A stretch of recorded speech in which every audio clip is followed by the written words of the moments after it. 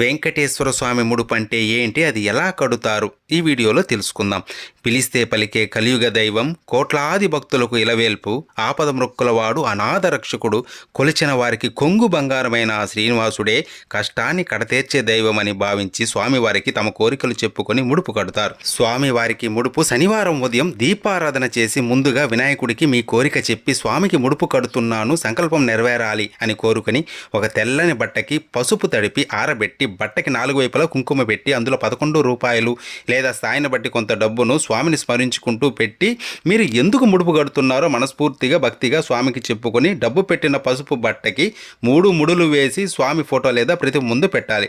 కోరిక తీరాక ముడుపుతో దర్శనానికి వస్తానని ముందే స్వామికి మాట ఇవ్వాలి. స్వామి అష్టోత్తరం గోవిందనామాలు ప్రతిరోజు చదువుకోవాలి. కోరిన కోరిక తీరిన తర్వాత స్వామి దర్శనం చేసుకొని ముడుపుతో పాటు కొద్దిగా వడ్డీని కూడా కలిపి స్వామిని తలుచుకుని ఉండిలో వెయ్యాలి.